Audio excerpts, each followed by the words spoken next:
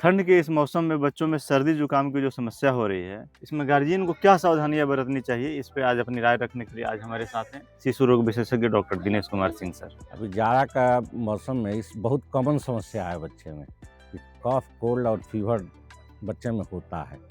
लेकिन होने के बाद घबराना नहीं है, क्योंकि ज़्यादातर भी जो समस्या होती है वो वायरल के चलते होती है। और ये अपने आप अगर आपका इम्यूनिटी ठीक होगा तो अपने आप ठीक हो जाती है। तो इसमें सावधानी है कि अगर बुखार ज़्यादा है, 100 से ऊपर है, तभी बुखार का दवा हमको देना है।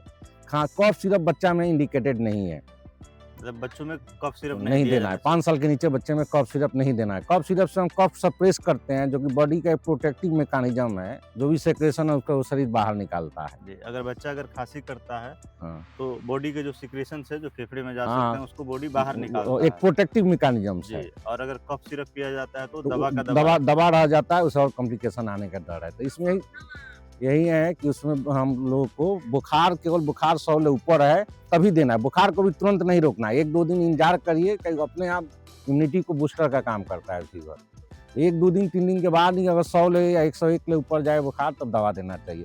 पानी खूब पिलाए बच्चे में। पानी और खाना बच्चा यूजुअली कम खाता है, लेकिन स्मॉल अमाउंट में बार-बार खिलाने से उसका न्यूट्रिशनल रिक्वायरमेंट पूरा हो जाता है। जो शरीर का रिक्वायरमेंट है, उसको हम लोग को मेंटेन रखना है।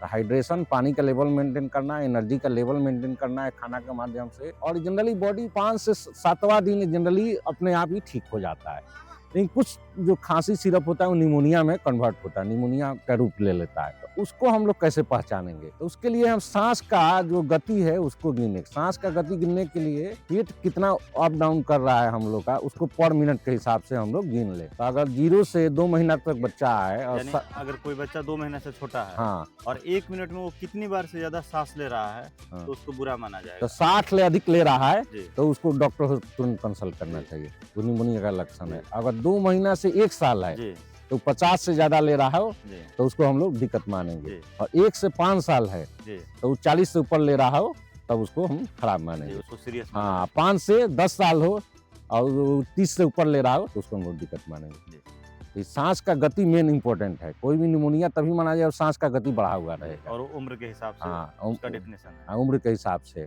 दूसरा, जब भी सांस लेने में दिक्कत हो तभी वो सीरियस माना जाता है। और सांस की अगर इतनी तेज गति से नहीं चल रही उम्र के हिसाब से हाँ, तो उसको उम्र बहुत सीरियस लेने नहीं का। है, वही बोले उसको आप पानी दीजिए अच्छे से, न्यूट्रिशन दीजिए, वो अपने आप बॉडी सेल्फ रिकवर करेगा। और हम लोग के यहाँ कॉमन ट्रेंड है कि बुखार को बहुत जल्दी दवा देके सप्रेस करिए, वो भी अच्छा चीज़ नहीं है। 2-3 दिन तो बुखार होने दीजिए, बहुत 101-2 है तभी उसका दवा देना चाहिए।